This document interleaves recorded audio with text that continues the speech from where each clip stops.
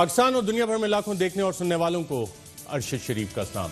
ناظرین، آج پروگرام میں بات کریں گے کہ وفاقی حکومت کا پاکستان سٹیل مل پرائیویٹائز کرنے کا فیصلہ اور تقریباً 10,000 مزدور بے روزگار ہو جائیں گے۔ سندھ حکومت اس کی مخالفت کن بنیادوں پہ کر رہی ہے، کیا مسئلہ ہے اور یہ ایشو ریزولو کس طرح ہوگا، سجیشنز کیا ہیں سندھ حکومت کے، ساتھ ساتھ مہنگائی، جو قیمتیں بڑھتی ہیں اشیاء کی، اس میں پالیسی میکرز کا بھی کیا کوئی کردار ہوتا ہے، ڈیسیژن میکرز کا کوئی کردار ہوتا ہے۔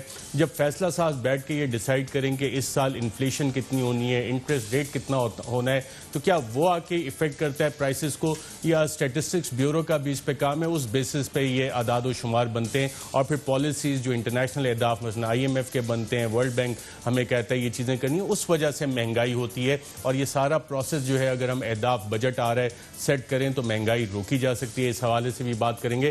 ساتھ ساتھ وزیراعظم پاکستان نے چینی کمیشن کی رپورٹ آنے کے بعد باقاعدہ طور پہ ایکشنز کا اعلان کر دیا ہے۔ FIA، FBR، SCCP، competition commission of Pakistan, state bank, یہ کیا کیا ایکشن لے سکتے ہیں اور کس کس کے خلاف ایکشن ہوں گے، کون سے قوانین کے تحت ان کے خلاف ایکشن ہو سکتے ہیں، اس حوالے سے ہمارے ساتھ بات کرنے کے لیے موجود ہیں وزیر برائے داخلہ اور وزیر اعظم کے معاون خصوصی برائے احتساب بیرسٹر شہزاد اکبر صاحب۔ بہت شکریہ پروگرام میں شرکت کرنے کا۔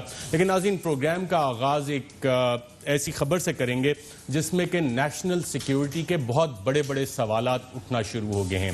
ایک امریکی خاتون جو امریکی ویزے پہ، امریکی پاسپورٹ پہ پاکستان میں کئی سالوں سے موجود ہے اور پاکستان کے تمام اہم اداروں، سیاستدانوں تک اس کی رسائی ہے، اس کو ویزا کیسے ملا، وہ پاکستان کیسے آئی، کس بزنس پہ ہے، اس کے ویزے کی کیٹیگری کیا ہے، جو ویزے کے لیے کلیئرنس ہوتی ہے ایکسٹینشن کے لیے، وہ ویزے کی ایکسٹینشن کس طرح سے دی گئی، کیا سیکرٹری انٹیریئر نے اس حوالے سے جو ہمارے اہم ادارے ہیں جس میں ISI شامل ہے، جس میں انٹیلیجنس بیورو شامل ہے، ان کی رپورٹس اس حوالے سے کیا ہیں، اور کیا یہ تمام افسران اگر ان سے رپورٹس مانگی گئیں ISI سے، IB سے، تو وہ کلیئرنس دیتے رہے کہ اس کا بزنس کیا ہے اس خاتون کا پاکستان میں، اور 10-11 سال سے یہ پاکستان میں کس طرح سے تمام جگہ پہ رسائی حاصل کر رہی ہے۔ کیونکہ جب US کے ریکارڈز ان کے چیک کیے گئے اور جس کمپنی کا انہوں نے حوالہ دیا تھا وہ تو انیکٹیو سٹیٹس ان کا آ رہا ہے، جو US کے ریکارڈز کم از کم ہم نے اس حوالے سے ایکسس کیے۔ تو یہ ماجرا کیا ہے پاکستان، ان کی جو آمد کے حوالے سے کہانی ہے ناظرین، وہ بڑی انٹرسٹنگ ہے، اور وہ سال بنتا ہے 2009 اور 10 کا۔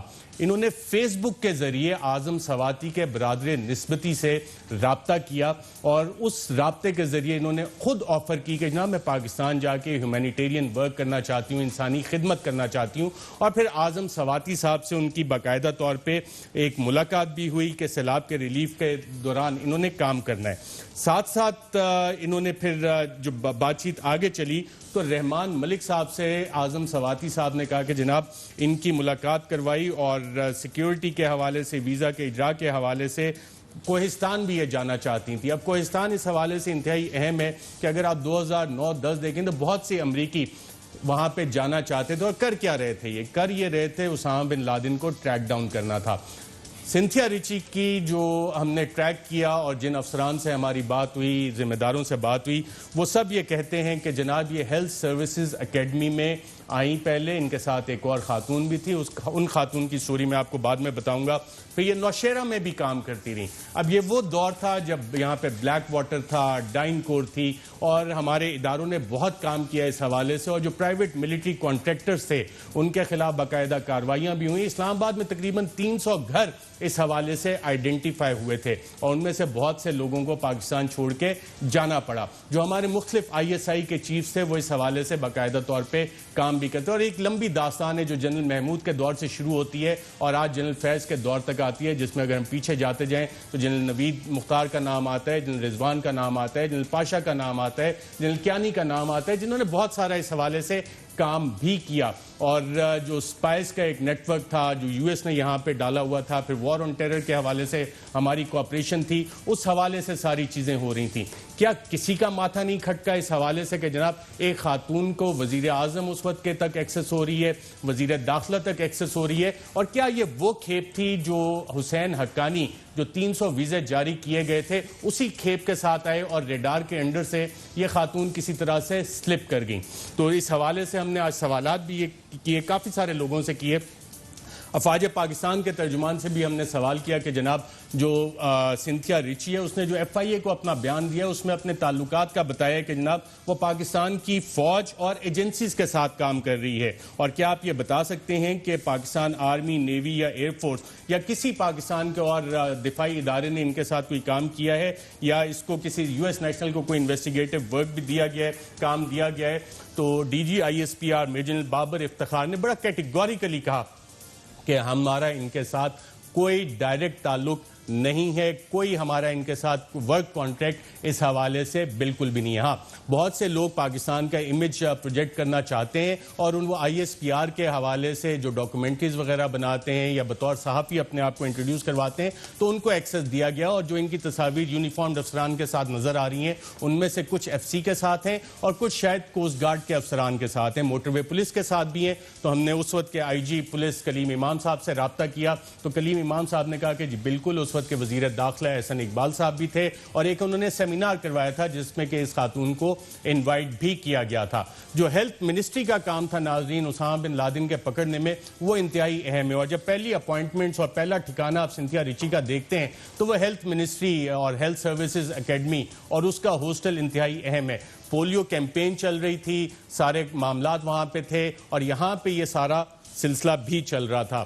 اور شکیل آفریدی کا کیس تو آپ سب کو یاد ہوگا. تو ہیلتھ منسٹری میں اس وقت کی یہ پریزنس یقیناً ایک بہت بڑا سوالیہ نشان ہے، اور ہماری ISI، ہماری انٹیلیجنس بیورو کو یہ تمام اینگلز جو ہیں ان کو دیکھنا چاہیے. ہمارے ساتھ کیونکہ وزیر مملکت برائے داخلہ بھی موجود ہیں، ویزا ڈفرینٹ کیٹیگریز ہوتی ہیں منسٹر صاحب، تو ان کو ویزا ایکسٹینشن ملتی رہی ہے 2009-10 کے بعد اور کسی نے یہ جاننے کی کوشش نہیں کی کہ کیا یہ صحافی ہیں، ان کی اکیڈیمک کوالیفیکیشنز کیا ہیں، ان کا بزنس کیا ہے، کیونکہ جو US کے ریکارڈز میں ایکسس کر رہا تھا تو ان کی کمپنی بھی وہاں پہ ان ایکٹیو سٹیٹس دکھا رہی ہے.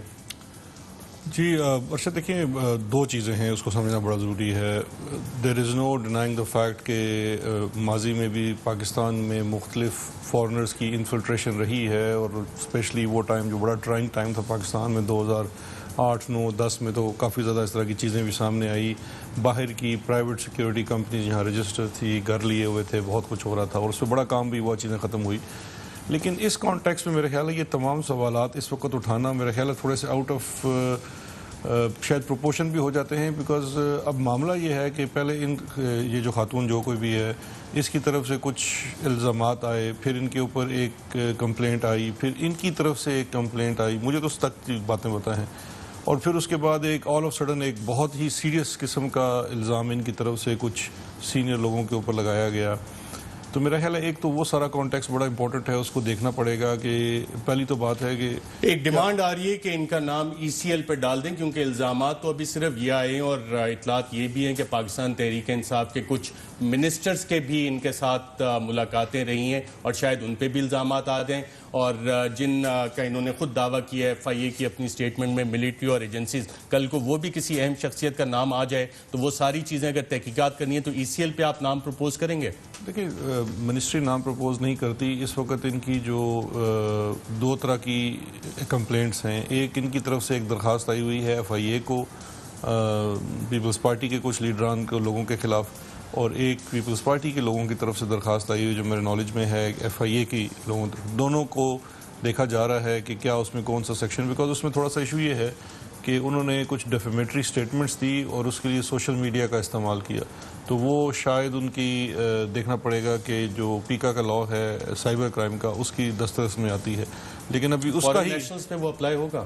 جی دیکھیں جو پینل قوانین ہوتے ہیں اس کے لیے نیشنلٹی میٹر نہیں کرتی. آپ کسی بھی نیشنلٹی کے ہوں، جب آپ فزیکلی موجود ہیں یا نہ بھی ہوں فزیکلی، اگر آپ نے کوئی اوفینس کمٹ کیا تو آپ کے اوپر اطلاق ہوتا ہے. اسی طرح سے ان کی جو شکایت ہے اس کے اوپر بھی ہوگا، یہ دونوں چیزیں. لیکن اس دوران یہ آل آف سڈن ایک نیا ان کی طرف سے جو الزام آیا ہے، اب اس میں چونکہ الزام انہوں نے لگایا ہے، اگر یہ خود کسی تحقیقاتی الزام کی بالکل تحقیقات ہونی چاہیے، لیکن جو نیشنل سیکیورٹی کی ڈومین میں معاملات آتے ہیں اس کی بھی تحقیقات ہوگی.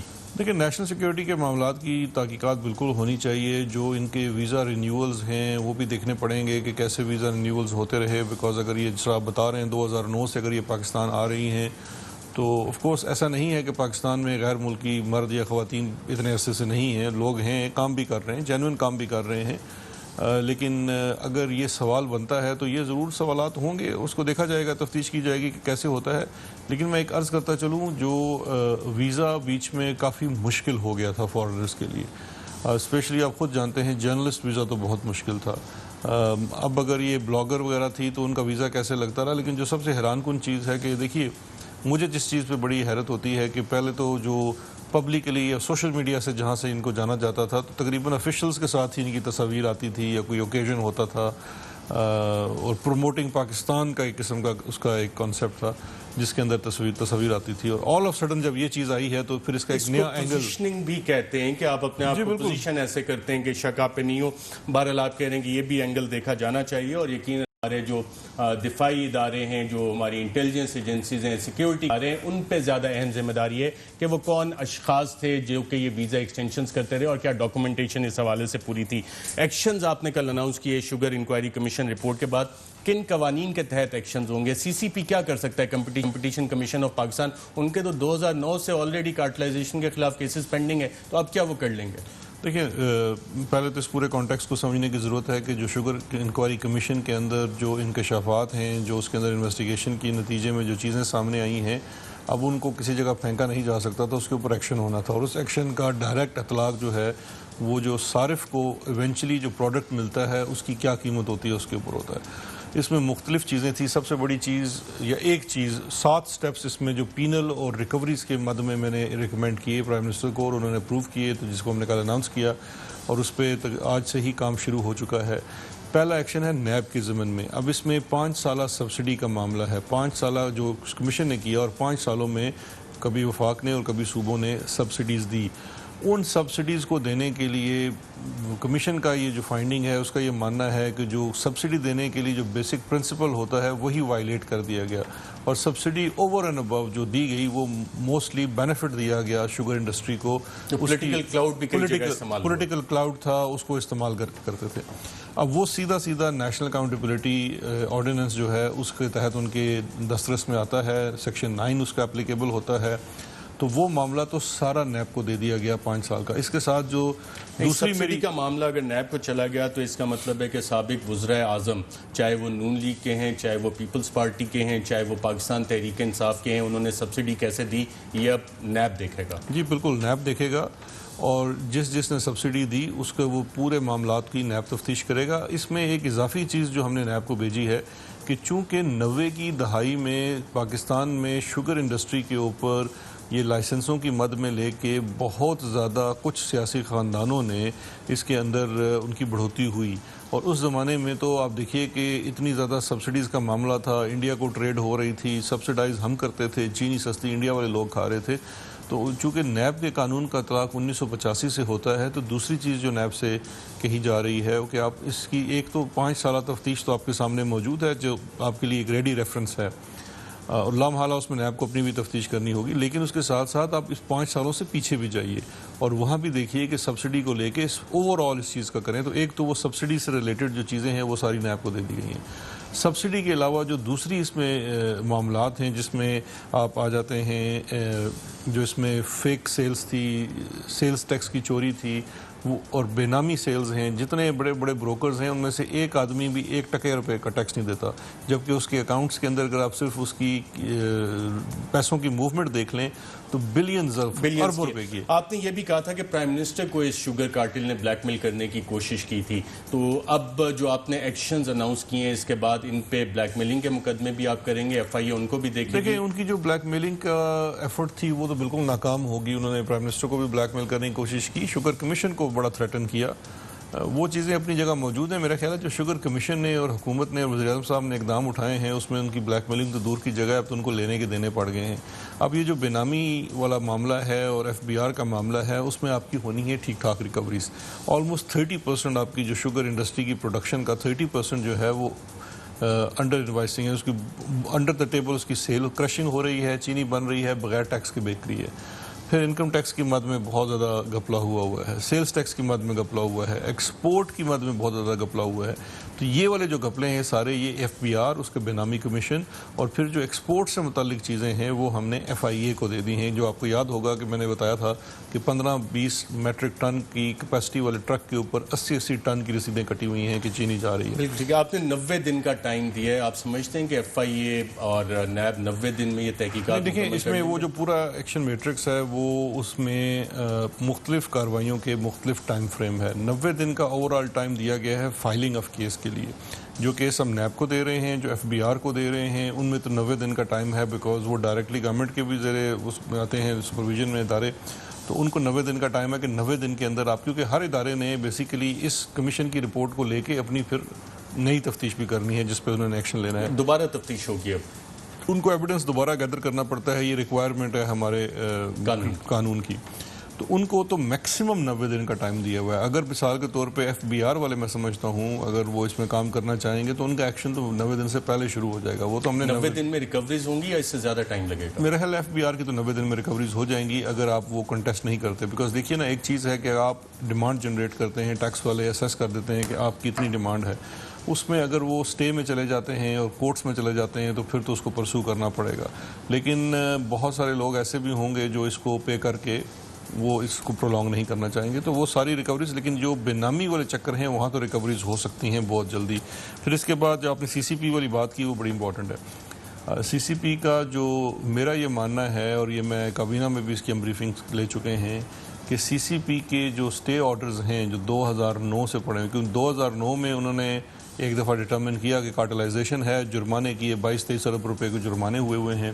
2009 سے ابھی تک 2020 تک اس سٹیز چل رہے ہیں. وہ سٹیز میرا یہ ماننا ہے کہ CCP کے خود ساتھ معاونت کرنے کے بغیر ہو نہیں سکتے. اس میں جتنی حائد رکاوٹیں تھیں جس میں ایک CCP کے اپنے لوگ تھے ان کو بھی ہٹا دیا گیا, نیا بورڈ تشکیل دیا جا رہا ہے جس طرح سے پروسیس کورٹس نے میں دیا ہے اس کے مطابق, اور ایک ہفتے کے اندر اندر وہ نیا بورڈ تشکیل ہو کے اس میں نئی لیڈرشپ آ جائے گی. اور اس کے ساتھ ساتھ پرائم منسٹر نے اٹارنی جنرل آف پاکستان کے ذمہ یہ لگایا تھا کہ جتنے سٹیز ہیں, اب 2009 کے سٹیز پڑے ہوئے ہیں, جرمانے کے سٹے کے اندر آئین میں لکھا ہوا ہے کہ 6 ماہ سے زیادہ چل نہیں سکتا, تو ان کو بھی ختم کرنے کے لیے پرسو کیا جائے. بیرسٹر شہزاد اکبر وزیر برائے داخلہ اور معاون خصوصی وزیر اعظم کے برائے صاحب, بہت شکریہ.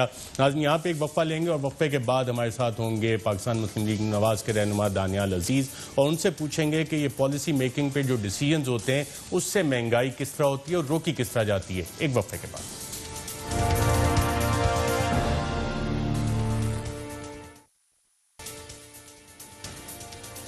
ویلکم بیک ناظرین. پروگرام کے اس سیگمنٹ میں ہمارے ساتھ موجود ہیں سابق وفاقی وزیر دانیال عزیز صاحب, پاکستان مسلم لیگ نواز سے تعلق ہے.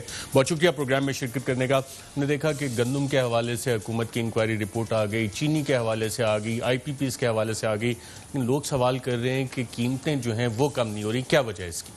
اس کی وجہ یہ ہے جی کہ آن دا ون ہینڈ یہ جو ایکسپورٹس الاؤ کی گئی ہیں اور جو گندم کی مس مینجمنٹ ہوئی ہے, جس طرح پولٹری والوں کو کتنے لاکھ ٹن دے دیے, اس کی وجہ سے مارکیٹ میں شارٹیجز کریٹ ہوئی ہیں. ان شارٹیجز کی وجہ سے پرائس جو ہے ڈیمانڈ وہیں رہی اور سپلائی کم ہوگی تو پرائس انکریز ہوگی. لیکن افسوس سے یہ کہنا پڑتا ہے کہ حکومتی جو اہلکار ہیں وہ بار بار اس طرف اشارہ کرنے کی کوشش کرتے ہیں کہ جیسے پرائس کنٹرول صوبائی ذمہ داری ہے اور صوبوں کو اپنا کردار ادا کرنا چاہیے. ان کے پاس ایک ہی انسٹرومنٹ ہے, وہ جا کے چھاپے مارتے ہیں منڈی پہ یا بازار میں اور کہتے ہیں کہ یہ جو پرائس لسٹ ہے, جیسے کہ یہ میں نے راولپنڈی کی ایک لایا ہوا ہوں, اس کے اوپر آپ اگر زیادہ بیچیں گے اس قیمت سے کوئی بھی چیز جو ضروری اشیاء ہے روزمرہ کے استعمال کی, تو اس کے اوپر آپ کو فائن ہوگا یا گرفتار کیے جائیں گے, باقاعدہ 6 مہینے تک سزا ہو سکتی ہے. لیکن ان کو اگر آپ دیکھیں ارشد صاحب تو یہ 2018 کی اور 2020 کی یہ دو میرے پاس ہیں, ایک ہی چیز ہے بالکل. اور اس میں اگر آپ گوشت کی قیمت دیکھیں تو 2018 میں جو بڑا گوشت تھا اس کی قیمت 350 روپے ہے, اور یہاں پر اسی بڑے گوشت کی ایک سال بعد 450 روپے ہے. چھوٹے گوشت کی قیمت 2 سال پہلے 700 روپے ہے, یہاں پر یہ ابھی 2020 میں 900 روپے ہے.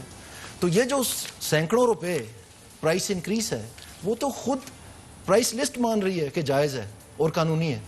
تو یہ کیسے؟ تو یہ میں عرض کرتا ہوں, تو یہ جب یہ چھاپا مارتے ہیں تو کوئی 2 روپے زیادہ چارج کرتا ہے, کوئی 50 روپے زیادہ لیٹر دودھ کا کرتا ہے, تو اس کو پکڑ کے لے جاتے ہیں کہ تم نے بڑی زیادتی کی ہے. لیکن عوام کی تو یہ مشکل نہیں ہے. عوام تو کہہ رہی ہے جو 200 روپے بڑھا ہے, یہ جو 300 روپے بڑھا ہے, اس کا کون ذمہ دار ہے؟ یہ تو اب خود کہہ رہے ہیں کہ ٹھیک ہے. تو یہ ایکچولی پرائس کنٹرول میکنزم نہیں ہے, اور گورنمنٹ کو اس بات کا پتہ ہے گورنمنٹ ایکچولی اس کے پیچھے چھپ رہی ہے لوگوں کو, کیونکہ ان کو اکنامک کی اتنی معلومات نہیں ہے, لیکن گورنمنٹ کو تو اس بات کا پتہ ہے. اور ایکچولی پرائسز جو ہیں, انفلیشن جو ہے, وہ جب گورنمنٹ آپس میں بات کرتی ہے یا بیرون ملک کسی ایجنسی سے بات کرتی ہے تو وہ ایک بہت مختلف زبان استعمال کرتے ہیں. میں آپ کو ایک مثال دیتا ہوں. یہ اسٹیٹ بینک آف پاکستان کی مانیٹری پالیسی رپورٹ ہے, انہوں نے شائع کی, ان کی ویب سائٹ کے اوپر ہے. یہاں پر سارے پیراگرافز جو ہیں وہ انفلیشن کے بارے میں. کہیں پر یہ نہیں لکھا ہوا کہ پرائس میجسٹریٹ نے کتنے چھاپے مارے, کتنے فائنز ہوئے. یہاں پر لکھا ہوا ہے money supply, exchange rate, interest rate. ان چیزوں سے وہ کہتے ہیں کہ انفلیشن یا بڑھے گی یا کم ہوگی. ایک طریقہ تو یہ ہے, تو ان کو پتہ ہے. دوسری جانب اگر آپ دیکھیں تو یہ ایک جو پاکستان کی اے پی سی سی میٹنگ ہے, وہ پاکستان کا اکنامک پلان بناتی ہے ہر سال. یہ ان کا پلان کا جو اینیکس ہے, اس میں انہوں نے یہاں پر اپنے انفلیشن کے ٹارگٹ دیے ہوئے ہیں. یعنی اگر آپ دیکھیں 2017-18 میں یہ 2.4% ٹارگٹ تھا, لیکن وہ بڑا پہلے 7.5% بنا 2018-19 میں, اور 19-20 میں 8.5% بنا. یعنی گورنمنٹ یہ کہہ رہی ہے کہ ہم نے کوشش کرنی ہے کہ ہم 8.5% انفلیشن تو کرنی ہے ہم نے, جبکہ دنیا میں 2.5% سمجھی جاتی ہے کہ بہت زیادہ ہے یا نارمل ہے. تو یہ 8.5% پہ تو گھر سے چل کے کہہ رہے ہیں کہ ہم نے کرنی ہے. اچھا, جو آپ اور نے اگر ذکر آپ کیا ایکسچینج ریٹ, ایک منٹ, اور اگر آپ اسٹیٹ بینک کی رپورٹ پڑھیں تو وہ بیٹھے ہوئے ہیں کہ جی ہم 11 سے 14% کی رینج میں رکھیں گے. یعنی یہ 8% کہہ رہے ہیں کہ ہم نے کرنی ہے. اب ان سے پوچھا جائے کہ اگر آپ ٹارگٹ کر رہے ہیں 8.5%, آپ نے بڑھانی ہے قیمتیں, پرائسز بڑھانی ہیں, تو کن انسٹرومنٹ سے کر رہے ہو؟ وہ میجسٹریٹ سے تو نہیں کر رہے کہ انہوں نے یہ پرائس لسٹ بڑھا دینی ہے. وہ ان سے انٹرسٹ ریٹ پالیسی سے کر رہے ہیں, مانیٹری پالیسی سے کر رہے ہیں, فورن ایکسچینج ریٹ پالیسی سے کر رہے ہیں, اس کے ذریعے سے کر رہے ہیں. ان کو پتہ ہے ساری بات کا. اور یہی وجہ ہے ارشد صاحب کہ یہ جو پرائس لسٹ ہیں, پاکستان کی حکومت نے جب گورننس ریفارمز کیے اس ملینیم کا ارلی پارٹ میں, انہوں نے جو پرائس کنٹرول اور اینٹی ہورڈنگ ایکٹس تھے 1977 کے مختلف صوبوں میں اور مرکز میں, ان کا جو شیڈول تھا جس میں ضروری اشیاء کی لسٹ ہے کہ کس کے اوپر چیکنگ کرنی ہے, وہ ڈیلیٹ کر دی تھی, وہ ختم کر دی تھی. صرف ٹیکسٹ بکس رہ گئی تھی وہاں پر. تو یہ ان کو پتہ تھا. اور یہ صرف نہیں, بلکہ اگر آپ دیکھیں آگے چلیں, یہ کمپٹیشن کمیشن آف پاکستان کی رپورٹ ہے, پالیسی نوٹ انہوں نے دیا ہے, یہ آپ کے سامنے ہے. اس میں یہ کہتے ہیں, انہوں نے باقاعدہ بتایا کہ یہ پرائس چیکنگ آپ کر رہے ہیں یہ مارکیٹ کے خلاف ہے, اور یہ کوالٹی کو بھی افیکٹ کرے گی اور کوانٹیٹیز کو بھی افیکٹ کرے گی, اور یہ نہیں ہونی چاہیے. دبے لفظوں میں انہوں نے صاف صاف کہہ دیا ہوا ہے. پھر اگر آپ آگے چلیں تو یہ وہ اگریمنٹ ہے جو آئی ایم ایف کے ساتھ کیا ہے گورنمنٹ آف پاکستان نے. یہ آئی ایم ایف کا جو $6.9 بلین کا کیا انہوں نے. اور اس میں اگر آپ دیکھیں, اس میں 2 سیکشن ہیں, پیرا 18 اور پیرا 19 پیج 14 پہ. اس میں وہ بتاتے ہیں کہ to reduce the risk to inflation and strengthen confidence, monetary policy has been tightened 150 basis points. Going forward, State Bank of Pakistan might intervene to prevent possible overshooting. تو یہ کہہ رہے ہیں کہ پرائس کنٹرول انفلیشن جو ہے ہم interest rate سے کر رہے ہیں. آگے آپ پڑھیں پیرا 19 میں, the State Bank of Pakistan will maintain an appropriately tight monetary policy to guide inflation and inflation expectations. یہاں پر یہ تو نہیں کہا کہ ہم میجسٹریٹ بڑھا دیں گے یا چھاپے زیادہ کریں, اس کی امپلیمنٹیشن کریں. اور ٹیلی ویژن پہ ٹیلی ویژن پروگرام کیے جا رہے ہیں, ہم منڈی میں کھڑے ہیں جی, یہ دیکھیں جی پرائس لسٹ نہیں لگائی ہوئی, لوگوں کو بیوقوف بنایا ہوا ہے.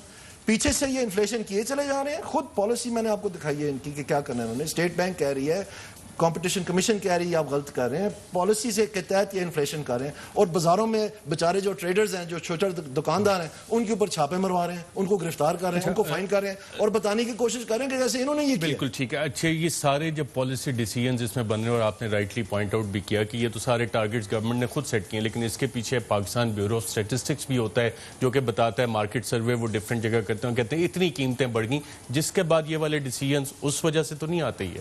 یہ جو اسٹیٹسٹکس استعمال کرتے ہیں یہ وہی استعمال کرتے ہیں جو پاکستان بیورو آف اسٹیٹسٹکس کی ہیں, لیکن یہ نہیں کہتے کہ ہم نے, آپ دیکھیں نا یہ جو میں آپ کو بتا رہا ہوں, یہ جو پلان ہے, اب ان کا 2017-18 میں ٹارگٹ 2.4% تھا. ٹھیک ہے, اس کا مطلب ہے یہ کم تو ہو سکتا ہے, کیا نا کسی نے, چھوڑے کس کی حکومت تھی 1 منٹ کے لیے, ہم پالیٹکس نہیں لاتے اس میں. لیکن انہوں نے جب بنایا 7.5%, یعنی 4 ٹائمز بڑھا دیا, اور انہوں نے جب 8.5 بنایا, مطلب 4 سے زیادہ ٹائمز بڑھا دیا, 400 گنا بڑھا دیا. کیوں بڑھایا انہوں نے, اس کے پیچھے کیا راز تھا, یہ کیوں ٹارگٹ کر رہے ہیں کہ ہم نے اتنی مہنگائی کرنی ہے. اور لوگوں کو بیوقوف بنایا ہوا ہے کہ جی صوبائی ذمہ داری ہے. اور صوبے بھی آگے لگے ہوئے ہیں, اتنے پڑھے لکھے افسر ہیں, اتنے ماشاءاللہ کمپیٹیٹیو ایگزام پاس کرتے ہیں, سب کچھ کرتے ہیں, اور اتنی ان کی ایکسپیرینس ہے فیلڈ کی, ان کو یہ نہیں پتا کہ اکنامکس کی ABC نہیں پڑھی ہوئی کسی نے.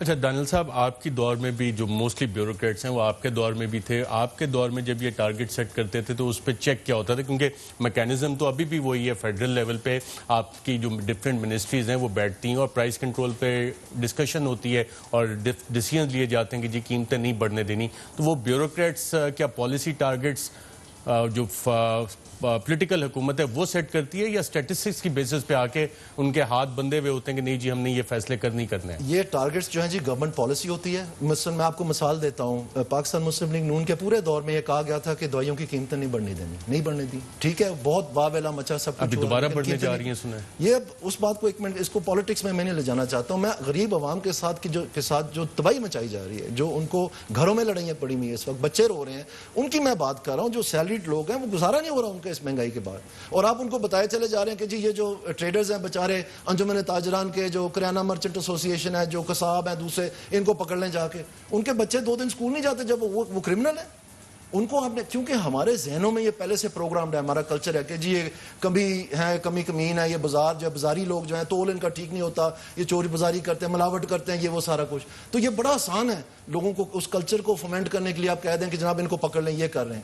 یہ تو بھٹو دور کی کمیونسٹ پالیسیز تھی. یہ 1977 میں ایکٹس بنے ہیں جب نیشنلائزیشن کے بعد اکانومی کی تباہی مچا دی گئی تھی, پروڈکشن شارٹ ہو گئی تھی کیونکہ نیشنلائزیشن ہو گئی تھی, اور پھر ان کا خیال تھا کہ یہ شاید تاجر برادری جو ہے یہ ہمارے خلاف کاروائی کر رہی ہے, تو ان کو سیدھا کرنے کے لیے ایسے قانون بنائے گئے تھے.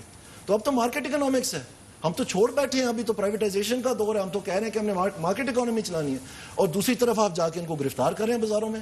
جبکہ اگر فرض کریں یہی کامیابی تھی تو پھر قیمتیں تو نہیں بڑھنی چاہیے تھی, تو کیوں بڑھ رہی ہیں ہر سال؟ آپ کا کیا خیال ہے؟ ذخیرہ اندوزی, وزیر اعظم بھی کہتے ہیں ذخیرہ اندوزی ہے, رپورٹس میں بھی آیا کہ ذخیرہ اندوزی ایک سب سے بڑا مذاق ہے اس قوم کے ساتھ. آپ دیکھ لیں ابھی یہ بیچارے افسر اپنا جوہر دکھانے کے لیے, ان کو پتہ ہی نہیں ہے بیچاروں کو, یہ جا کے گوداموں میں چھاپے مارے. روز آپ ٹی وی پہ دیکھ رہے ہیں, تو چینی کی قیمت اوپر گئی ہے کہ نیچے آئی ہے؟ اوپر گئی ہے نا. تو اگر کوئی سٹاکسٹ ہے, ظاہری بات ہے, اگر وہ ایک ڈویژن کو سپلائی کر رہا ہے, بڑا سٹاکسٹ ہے, تو اس نے تو سپلائی رکھنی ہے اپنے پاس, اس نے لوگوں کو سپلائی کرنی ہے. یہ کسی نے نہیں دیکھا کہ پچھلے 6 سال میں اس کے سٹاک کی پوزیشن کیا تھی. کیا اس نے انیوژلی اس کو ہائی کیا ہے صرف دکھاوے کے لیے؟ کیونکہ کچھ افسروں کا یہ لالچ ہے کہ یہ پرائس مہنگائی کو اپنی اختیارات کے ساتھ منسلک کر کے پرانے اختیارات واپس لینا چاہتے ہیں, تو یہ پیش ہے لوگوں کو بیوقوف بنانے میں, اور یہ سرنگی بجا رہے ہیں حکومت کی, جبکہ حکومت کو پتہ ہے کہ یہ سارا سراسر جھوٹ. سولوشن کیا ہے, کیسے اور مزے کی بات میں آپ کو بتاؤں, یہ شوکت عزیز کا دور تھا جب یہ شیڈول جو ہے پرائس کنٹرول اور اینٹی ہورڈنگ ایکٹس کا ڈیلیٹ کر دیا گیا تھا. چند سالوں بعد پہلے انہوں نے جو مانیٹری پالیسی ساری کی دھجیاں اڑائیں, انہوں نے اسٹیرلائز نہیں کیا, قیمتیں بڑھنی شروع ہو گئی, ان کو سمجھ آ گئی کہ ہم نے پکڑا جانا ہے. پھر انہوں نے یہ ری انسٹیٹ کر دی شیڈول چھپنے کے لیے, اور کہہ دیا صوبوں کی ذمہ داری ہے. تو پھر ڈیلیٹ کیوں کیا, اس کی لاجک کیا تھی؟ یہ کیوں آپ کیا کرے حکومت, کیا کرے اس حوالے سے؟ حکومت اپنی ذمہ داری لے. یہاں پر جہاں 2.4% لکھا ہوا ہے اس کو 2.4% رکھے. یہ قوانین جو ہیں پرائس اور ہورڈنگ ایکٹس جو ہیں ان کو ختم کرے بجائے ان کو اور بڑھانے کے. یہ اور معاملہ خراب ہوگا, اور کمپٹیشن کمیشن اپنے پالیسی نوٹ میں کہہ رہا ہے کہ یہ اور خراب ہوگا. اور جو انٹرسٹ ریٹ ہے, جو آپ کی منی سپلائی ہے, جو آپ کی فورن ایکسچینج ریٹ, اس پالیسیز کے ذریعے پاکستان میں قیمتیں کنٹرول کریں, بالکل کنٹرول ہو جائیں گی. وقتی طور پہ مارکیٹ ڈسرپشنز جو ہیں ان کو آپ as an act of policy نہیں ٹریٹ کر سکتے, وہ ایکسیپشنز ہوتی ہیں, ان کے لیے آپ نے سپلائی بڑھانی ہوتی ہے. تو ڈیمانڈ اسٹیٹ بینک کے گورنر ہیں جو آپ نے سولوشن دیا, وہ تو کہتے ہیں ہم نے اسی وجہ سے تو کنٹرول کیا, نہیں تو یہاں تو تباہی مچ جانی تھی. انہوں نے نہیں کنٹرول کیا, شروع میں انہوں نے کنٹرول کرنا شروع کیا, انٹرسٹ ریٹ انہوں نے کہا بڑھا کے تو ہم نے کنٹرول کیا, نہیں تو تباہی مچ جاتی. بالکل انہوں نے کیا. تو اس کے بعد جو ہے جو مافیاز کم انٹرسٹ ریٹ سے, نیگیٹو ریل انٹرسٹ ریٹ سے جو موجیں لے رہے ہیں, جو عیاشی کر رہے ہیں, جو آدھے ڈیفالٹر ہیں, اگر آپ نیب کی لسٹیں دیکھیں, انہوں نے پریشر ڈالا کہ جی فوراً نیچے کریں اس کو. ان کو دیکھیں, ہمارا جو بینکنگ سسٹم ہے اس میں 60% of all loans are given out in 2 cities alone. یہ اسٹیٹ بینک کی رپورٹ ہے. 60% of the entire banking system, all loans are given in 2 cities alone, and 80% are given in 5 cities alone in the whole of Pakistan. تو اس کا مطلب یہ, جب آپ انٹرسٹ ریٹ نیچے کرتے ہیں, مہنگائی تو بڑھتی ہے سب کے لیے, جو لون لیتے ہیں انہیں کو فائدہ ملنا نا انٹرسٹ ریٹ کا. وہ چند گھرانے ہیں, چند لوگ ہیں, اگر پاپولیشن کے حساب سے دیکھیں تو ان کو ٹھیک ہے, کچھ ان کی قسط میں کمی آتی ہوگی, فائدہ ملتا ہوگا, لیکن آپ نے ذبح کر حکومت دیا اپنے ٹارگٹ سیٹ صحیح طرح سے کرے, اور ابھی بجٹ آ رہا ہے اس میں اگر یہ ٹارگٹ سیٹ کریں تو مہنگائی کم ہو سکتی ہے. بالکل صحیح ہو سکتی ہے. اور دوسرا یہ جھوٹ بولنا چھوڑیں, یہ جو جھوٹ اور فریب آپ بولتے ہیں بازاروں میں جا کے, ٹی وی پہ سارے چینل دکھا رہے ہیں, میں آپ کو چیلنج کرتا ہوں, یہ جو کہتے پھرتے ہیں کہ جی ماہر معاشیات اپنے پروگرام میں بٹھائیں, میں گورنمنٹ کو چیلنج کرتا ہوں, آپ اپنے پروگرام میں ان کو لے کے آئیں, اس کو ڈیفینڈ کریں, اس کو بتائیں کہ کمپٹیشن کمیشن غلط ہے, آئی ایم ایف غلط ہے, فیڈرل فائنانس منسٹری غلط ہے, یہ سارے ڈاکیومنٹس غلط ہے, اسٹیٹ بینک غلط ہے, کہہ سکتے ہیں. تو کیوں بیوقوف بنا رہے ہیں لوگوں کو؟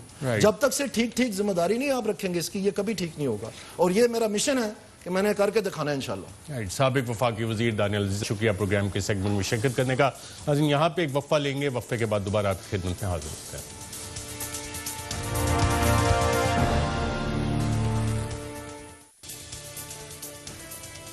ویلکم بیک ناظرین. پروگرام کے سیگمنٹ میں ہمارے ساتھ موجود ہیں صوبائی وزیر تعلیم اور افرادی قوت سندھ سعید غنی صاحب. منسٹر صاحب بہت شکریہ پروگرام میں شرکت کرنے کا. میں آپ سے یہ جاننا چاہتا ہوں, اسٹیل مل حکومت نے اب فیصلہ کیا ہے پرائیویٹائز بھی کرنا ہے, جو وہاں پہ ورکرز ہیں ان کو لے آف کرنا ہے, تو پیپلز پارٹی ایک ایسی مل جو نقصان میں جا رہی ہے, اب وفاقی حکومت کے اقدامات کو اپوز کیوں کر رہی ہے؟ ارشد, ایک تو دیکھیں میں سمجھتا ہوں کہ اسٹیل میل کو انٹینشنلی اس حالت میں لے آیا گیا ہے تاکہ ظاہر ہے کہ الٹیریئر موٹیوز تو ہیں ان کے بھی, اور بدقسمتی سے نون لیگ کی جو سابقہ حکومت تھی ان کے بھی تھے. اور جب یہ اسٹیل میل کی گیس ڈسکنیکٹ ہوئی تھی, اگر آپ اس وقت ریکارڈ اٹھا کے دیکھ لیں تو اس وقت اسٹیل میل بہتر پرفارم کر رہی تھی, 65% اپنی پروڈکشن پہ تھی, اور آنے والے 2-4 مہینوں میں شاید وہ پروفٹ میں آ جاتی, وہ بریک ایون پر اس وقت بھی تھے. تو بہرحال ایک پتہ نہیں یہ فیصلہ کیوں کیا گیا کہ اس کی گیس ڈسکنیکٹ کر کے اس کو بالکل ختم کر دیا گیا. اور اس کے بعد پی ٹی آئی نے اس وقت بھی, اور اس کے بعد جب یہ حکومت میں آ گئے تب بھی بار بار انہوں نے یہ دعویٰ کیا کہ ہم اسٹیل مل کو ریوائیو کریں گے, ہم اچھی مینجمنٹ لے کر آئیں گے اور ہم اس کو چلائیں گے اور کسی کو نکالیں گے نہیں. ابھی آل آف سڈن ایک سپریم کورٹ کی آبزرویشن آئی ہے, اس کے سپریم کورٹ کے کاندھوں پر یہ بندوق رکھ کر نہ صرف یہ کہ 9000 لوگوں کو بھی نکالنا چاہتے ہیں, اور پھر وہ جو اس کے پیچھے ظاہر ہے کہ بہت سارے لوگ کافی عرصے سے لگے ہوئے تھے اسٹیل مل کے پیچھے, تو شاید وہ گروپس پھر سے ایکٹیو ہو گئے ہوں گے, تو کسی طرح سے اس کو ٹیک اوور کرنا چاہتے ہیں. ہمارا آج بھی سمجھنا ہے کہ اگر اسٹیل مل کو بہتر طریقے سے چلایا جائے, اس میں اچھی مینجمنٹ لائی جائے, تو اس میں کوئی شبہ نہیں ہے کہ یہ چلنے کے قابل ہو جائے گی اور کرائسس سے بھی نکل آئے گی. لیکن بات یہ کہ اس میں ول ہونی چاہیے. جب منسٹر صاحب, ہزاروں ایکڑ زمین بھی ہے پاکستان اسٹیل مل کی, اور کیا یہ سندھ حکومت کی ملکیت ہے یا وفاقی حکومت اس پہ فیصلے کر سکتی ہے؟ نہیں, بالکل بھی وفاقی حکومت فیصلے نہیں کر سکتی. ایک تو دیکھیں, یہ آپ کو بھی پتہ ہے کہ جو بھی زمین ہوتی ہے کسی بھی صوبے میں تو اس کی اونرشپ پروونشل گورنمنٹ کے پاس ہوتی ہے, لیکن مختلف اوقات میں جب مختلف منصوبے آتے ہیں, مختلف پروجیکٹس آتے ہیں, فیڈرل گورنمنٹ کے ہی ہوں یا کسی اور ڈپارٹمنٹ کے ہوں, تو اس ایک مخصوص پرپس کے لیے وہ زمین حکومت پروونشل گورنمنٹ سے لی جاتی ہے. لیکن اگر کسی بھی وقت وہ پرپز کے لیے اس زمین کو استعمال نہ کیا جائے جس کے لیے وہ لی گئی ہے, تو پھر پروونشل گورنمنٹ کا یہ رائٹ ہوتا ہے کہ وہ ٹیک اوور کر لے اس زمین کو. اور ہم سمجھتے ہیں کہ اسٹیل مل کے پیچھے یہ جو بھی لوگ لگے ہوئے ہیں, جو گرو ہیں اس کے پیچھے لگے ہوئے ہیں, ان کے نظر میں اسٹیل مل سے زیادہ اس کی زمین کی اہمیت ہے. اور پرائیویٹائزیشن کے میں آپ کو بے شمار کیسز بتا سکتا ہوں اس قسم کے, جو لوگوں نے پرائیویٹائزیشن کمشن کے ذریعے ادارے لیے, اداروں کو بند کیا اور ان کی زمینوں پر ہاؤسنگ سوسائٹیز بنا دی یا کسی اور وجہ سے زمین بیچ دی, اور جتنے پیسے انہوں نے پرائیویٹائزیشن کمیشن کو دیے تھے اس سے کئی گنا زیادہ پیسے صرف وہ زمین بیچ کر کما لیے. تو اگر یہی اسٹیل مل کے ساتھ کرنا ہے تو سندھ حکومت یہ جو 19,000 ایکڑ زمین ہے وہ کسی بھی صورت میں کسی شخص کو یا کسی وفاقی حکومت کو اس طرح سے ہڑپ نہیں کرنے دے گی. اور ہم سمجھتے ہیں ہمارا کلیم ہے اس کے اوپر, اور بالکل ہمارا لیگل کلیم ہے اور ہم کلیم کریں گے. تو اس لیگل کلیم کے انفورس کرنے کے لیے آپ کے پاس راستے کیا ہوں گے؟ کیا چیف منسٹر سے وزیر اعظم کو لکھیں گے اس حوالے سے, یا دیگر آپشنز بھی ہیں کانسٹیٹیوشنل؟ نہیں, ابھی تو خیر وہ اسٹیج آئی نہیں نا. ابھی تو ہمیں یہ نہیں پتا کہ فیڈرل گورنمنٹ کرنا کیا چاہتی ہے اسٹیل مل کے ساتھ. ہمیشہ بڑے خفیہ طریقوں سے اس کے اقدامات کیے جاتے ہیں. اور یہ بھی میں آپ کو عرض کر دوں, یہ شاید آپ کے علم میں ہوگا چونکہ آپ کی کافی ریسرچ ہوتی ہے, کہ افتخار چودھری کا جو فیصلہ آیا تھا 2006 میں, اس پہ لوگ دونوں طرف اس پہ بات کرتے ہیں, اس کے فیور میں بھی ہیں اس کے اگینسٹ بھی ہیں. لیکن ایک چیز اس پہ کہی گئی تھی کہ اسٹیل مل کے متعلق جب بھی فیڈرل گورنمنٹ کوئی ڈیسیشن لے گی تو وہ CCI کے پلیٹ فارم سے لے گی اور وہاں پر ڈسکشن کرے گی, اس کے بعد ڈیسیشن ہوگا کوئی بھی. تو CCI میں اس میٹر کو لیے جائے بغیر موجودہ حکومت کوئی بھی فیصلہ نہیں کر سکتی ہے. تو ابھی تو CCI کا پلیٹ فارم موجود ہے اور سپریم کورٹ کا فیصلہ اس حکومت کو پابند بناتا ہے, تو ہمیں انتظار کرنا ہے کہ سی سی آئی کے فورم پہ یہ لے کر آئیں, ہمیں بات کریں, ہم اپنے جتنے بھی ایشوز ہیں وہاں ریز کریں گے, اس کے بعد وہاں سے جو ڈیسیجن ہوگا پھر ہم آگے بڑھیں. منسٹر صاحب, آپ نے سنا ہوگا آج وزیر اعظم نے بتایا کہ جولائی اگست میں کرونا کیسز پاکستان میں پیک کر سکتے ہیں, تو اس حوالے سے اب سندھ حکومت کیا اقدامات کر سکتی ہے کہ جس پیک کا ذکر کر رہے ہیں اور کیسز وزیر اعظم نے آج جو خوفناک صورتحال کا بتایا کہ آ سکتی ہے اگر عوام احتیاط نہ کریں, تو سندھ حکومت کس طرح سے ان کیسز کو روکنے میں وفاقی حکومت کی مدد کر سکتی ہے؟ میں جو بات کروں گا وہ مایوسی کی بات تو نہیں ہے, لیکن ظاہر ہے کہ ہمیں سچ بولنا چاہیے, جو فیکٹس ہیں وہ لوگوں کے سامنے رکھنے چاہیے. وزیر اعظم صاحب کو اس وقت یہ اندازہ نہیں ہو رہا تھا جب ہمارے ملک میں کرونا نیا آیا تھا, اور دنیا میں اگر آپ اٹھا کے دیکھیں تو جن ملکوں میں یہ نمبر آف کیسز انہوں نے بڑھنے نہیں دیے یا جنہوں نے کنٹین کر لیا, وہی کامیابی سے کرونا سے لڑ سکے ہیں. جہاں جہاں کرونا کنٹرول سے باہر ہوا ہے وہاں سے تباہی پھیلائی ہے, اور بڑے بڑے ممالک جو ترقی یافتہ ممالک ہیں جن کے پاس پیسہ بہت ہے, ٹیکنالوجی بہت ہے, وہ بھی کرونا سے نبرد آزما نہیں ہو سکے اور وہ بالکل ٹوٹ گئے, مطلب ان کی اکنامی بیٹھ گئی, ان کے ہزاروں لاکھوں لوگ بیچارے جان سے چلے گئے. تو ہمارا ملک ان کے مقابلے میں کہیں بھی نہیں کھڑا ہے.